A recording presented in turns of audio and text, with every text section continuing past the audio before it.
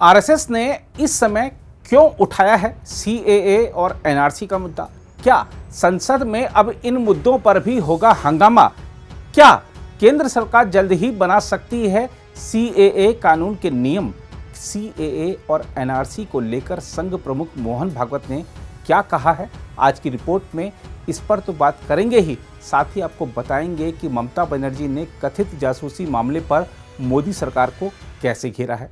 इस पर भी बात करेंगे कि सिद्धू स्वर्ण मंदिर में दर्शन करने आए थे या शक्ति प्रदर्शन करने।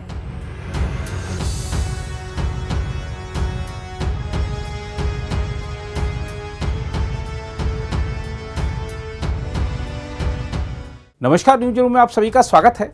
असम के 2 दिवसीय दौरे पर आए आरएसएस प्रमुख मोहन भागवत ने कहा है कि संशोधित नागरिकता कानून यानी सीएए और राष्ट्रीय नागरिक पंजी यानी एनआरसी का हिंदू मुसलमान विभाजन से कोई लेना देना नहीं है। भागवत ने कहा कि कुछ लोग अपने राजनीतिक हित साधने के लिए इन दोनों मामलों को सांप्रदायिक रंग दे रहे हैं। उन्होंने कहा कि इस नागरिकता कानून के कारण किसी मुसलमान को कोई नुकसान नहीं होगा।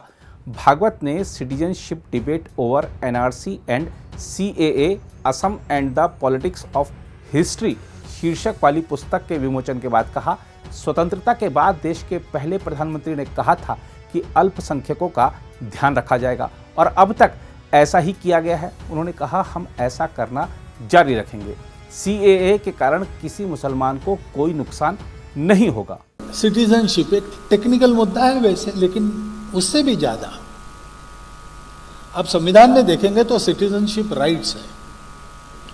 51A ड्यूटीज है। तो ठीक है, भारत की परंपरा में जाना नहीं चाहिए, सेक्युलर है तो वो परंपरा हिंदुओं की है तो वो बात नहीं करनी है, नहीं तो सेक्युलरिज्म मार खाता है, ऐसा किसी किसी को लगता है। छोड़ो, अपना संविधान देखो। 51A में जितने नागरिक कर्तव्य है,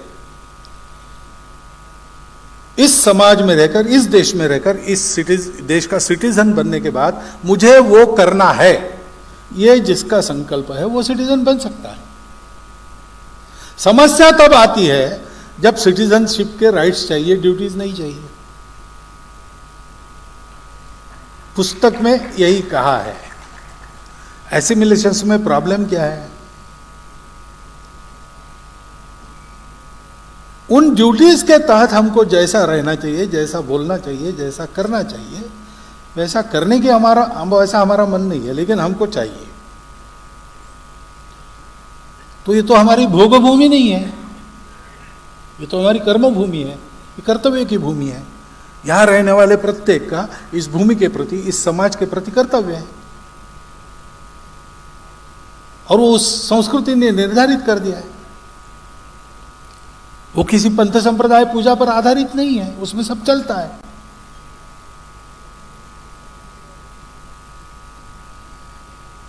नागरिकता के पीछे कानून है, परिस्थितियां हैं, आश्वासन है, वो सब है। एक भाव है, ये भाव है, मूल ये बात है।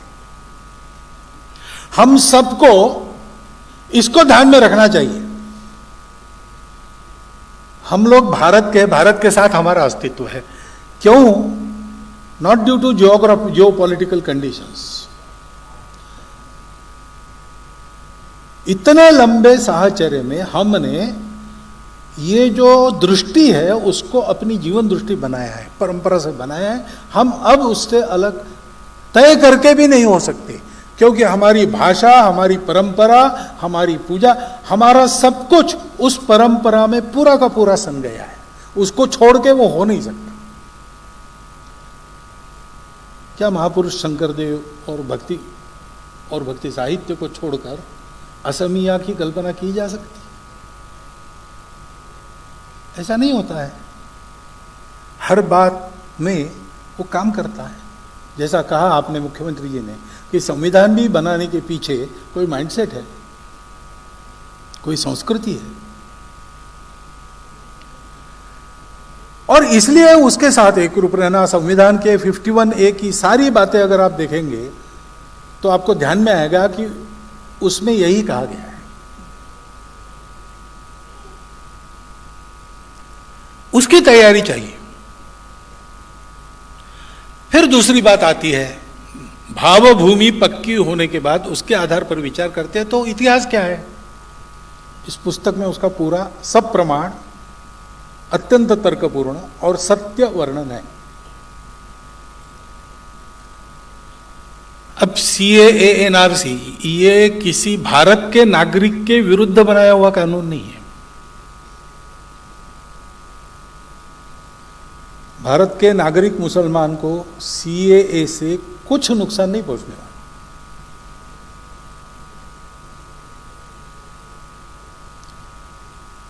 और विभाजन के बाद जो इतिहास हुआ है उसमें एक आश्वासन नेहरू लियाकत करार में दिया गया कि हम अपने देश की माइनॉरिटीज की चिंता करेंगे। हम आज तक उसका पालन कर रहे हैं, पाकिस्तान ने नहीं किया। और इसलिए उस समय भी हमारे लोगों ने सोचा, उसके पहले कॉन्स्टिट्यूएंट असेंबली में भी सोचा कि सारी जनता अंग्रेजों को यहां से निकाल देने के लिए जो लड़ी वो इस कल्पना से कि पूरा भारत एक स्वतंत्र देश होगा। लेकिन आ गया विभाजन। विभाजन मान्य करते समय कोई सार्वमत नहीं लिया गया। उस समय सार्वमत लेते विभाजन को मान्यता मिलती ही नहीं। लेकिन नेताओं ने निर्णय कर दिया, जनता ने उसको मान लिया। लड़े नहीं थे उसके लिए, फिर भी मान लिया। मान लिया तो उस निर्णय को मानने के कारण जिनको बेदखल होना पड़ता है, आज तक होना पड़ रहा है, उनका क्या दोष है? उनकी कौन चिंता करेगा? इसलिए उस समय के हमारे सभी लोगों ने कहा है, जैसे असम के उस समय के नेताओं ने कहा है, वैसे अन्य प्रदेशों के लोगों ने भी कहा कि भाई हमारा ये नैतिक दायित्व बनता है, क्योंकि हम कभी ऐसा विचार नहीं करते कि जो हमारे जैसे और हमारे मानने वाले हैं वही जिए। जो नहीं है ऐसे उनका क्या होता है, जो भारत के वही जिएंगे। अब पाकिस्तान में रह गए वहां से दुर्दशा हो रही हो ना, जो हमारा क्या है, ऐसा नहीं है। हम तो वहां पर आपत्ति आती है तो भी सहायता भेजते हैं। आज भी हमारे जो प्रताड़ित होकर अंदर बंधु आए उनकी तो बात छोड़ दो, वहां के वहां बसने वाले जो इधर नहीं आएंगे उनको भी अगर कोई आसमानी आपत्ति डराती है तो हमसे जो होती है सहायता हम करते हैं। पड़ोसी देशों को कितने बार की है, वहां भी करेंगे। और इसलिए वो एक वचन जो अभिवचन मिलते आ रहा है उसकी पूर्ति सीएए से होती है। जो प्रताड़ित होकर आते उनका नाम है उसमें, जो प्रताड़ित होकर नहीं आते उनका नाम नहीं है।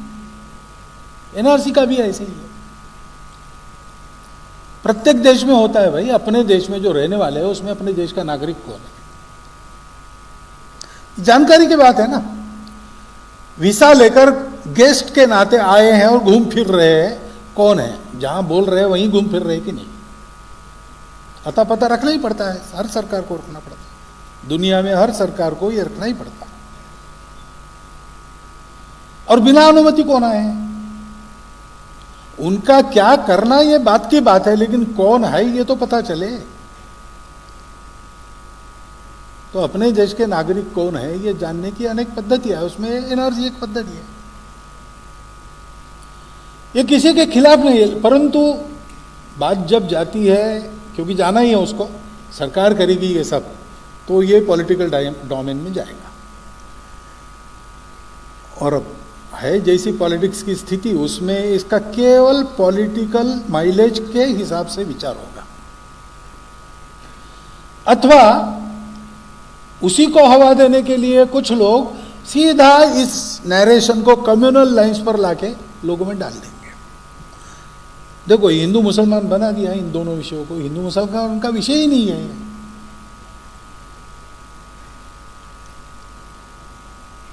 राजनीतिक लाभ लेने के लिए इस प्रकार की बातें चलती है।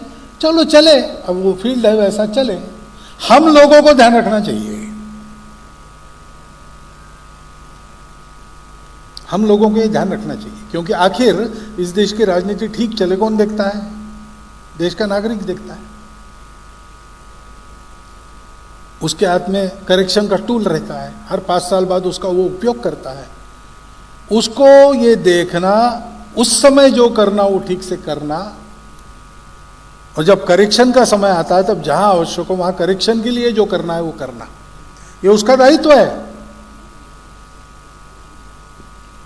आज हम हैं, कल अपनी अगली पीढ़ी रहेगी। उसको जो सौंपना है वो समस्याएं नहीं सौंपनी है, समस्याओं के समाधान हो गए, आने वाले समय के अवसर सौंपने हैं। अगर ये करना है तो हम सब लोगों को इसको समझना पड़ेगा।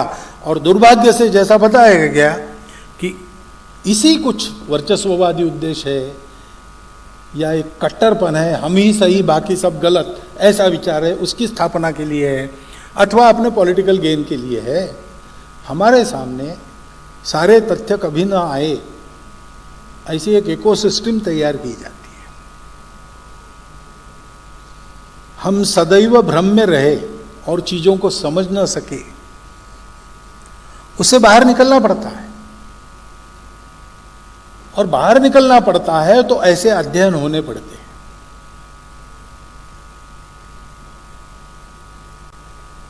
ऐसे अध्ययनों का अध्ययन हमको करना पड़ता है। विषय उसकी समग्रता में, उसकी पूरे पृष्ठभूमि में, भविष्य में होने वाले उसके परिणामों के अनुमान के साथ समझना पड़ता है और फिर अपने कर्तव्य का निर्धारण करना पड़ता है। दूसरी ओर पश्चिम बंगाल की मुख्यमंत्री ममता बनर्जी ने पेगासस जासूसी विवाद के संदर्भ में केंद्र की नरेंद्र मोदी सरकार पर देश को निगरानी वाला राष्ट्र बनाने का प्रयास करने का आरोप लगाया है। ममता बनर्जी ने उच्चतम न्यायालय से अनुरोध किया कि वह पेगासस स्पाईवेयर का इस्तेमाल करके नेताओं, कार्यकर्ताओं, पत्रकारों आदि को निशाना बनाने वाले कथित जासूसी स्कैंडल का संज्ञान लें। उन्होंने विपक्षी दलों से कहा कि 2024 के लोकसभा चुनाव में भारतीय जनता पार्टी को हराने के लिए सभी को साथ आना होगा। पेगासास पेगासास नरेंद्र मोदी ना विश्वास, पेगासास हटाओ देश बचाओ, पेगासास हटाओ, स्पाइंग हटाओ, देश बचाओ। और all the leaders are present there. May I request you, please take strong action in every state. We have to take some political movement also. इसको व्हाइट, हमारा जो व्हाइट गेट के लिए स्कैंडल जो हुआ था, वो स्कैंडल से भी एक बड़ा स्कैंडल है। इस स्कैंडल को छोड़ना नहीं, इस स्कैंडल को भूलना नहीं।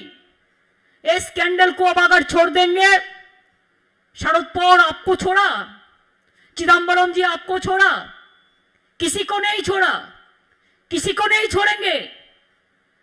हमारा पार्टी को तो हर रोज डिस्टर्ब कर रहा है, every day, each and every day.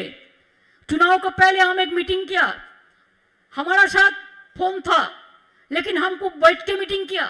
हम पीके अभिषेक क्या किया, वो लोगों ने पूरा रिकॉर्डिंग करके लिया। मीटिंग में क्या बोला वो भी ऑडियो था, वीडियो का बात नहीं था, जस्ट ऑडियोबल था।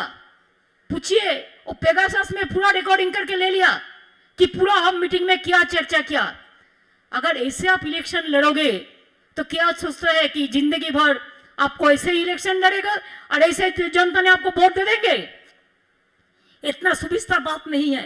हम आपको बता दें कि कोलकाता में 1993 में आज के दिन तत्कालीन वाम मोर्चा सरकार के खिलाफ रैली में जमा हुए युवा कांग्रेस के कार्यकर्ताओं पर पुलिस गोलीबारी में 13 लोगों की मौत हो गई थी।